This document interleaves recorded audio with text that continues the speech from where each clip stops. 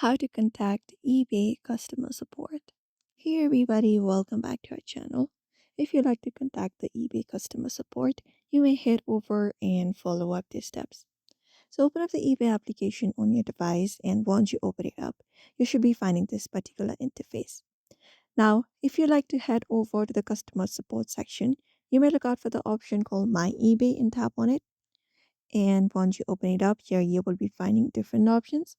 Scroll down from the given options, and under account, we will be finding option called help. Tap on it, and you will be taken to the help and contact section of eBay. So wait for the space to load up, and here you will be finding different suggestions and different popular article that should help you. If not this, you can directly contact them. Scroll down, and you should be finding option called contact us.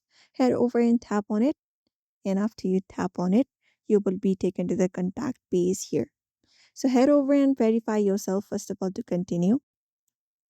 After that, select up a reason. For example, if you're having issue with selling and creating a listing, you can just go ahead and select up the reason, and you can just go ahead and follow the process in order to set it up.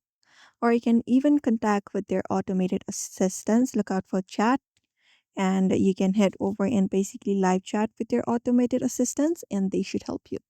Apart from that, you can even use the browser and contact them directly, and then search for eBay customer support in your preferred browser.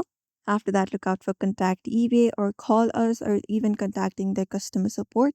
Just go ahead and look out for the details. If you're looking for their phone number, just go ahead and find it up, and then you can just go ahead and provide them with your issue, and they should probably help you out with solving that. And that's it. So therefore, if you'd also like to head over and contact the customer support of eBay, you may head over and follow up these steps. So I hope this video was helpful. Give it a thumbs up and subscribe for more tips and tutorials.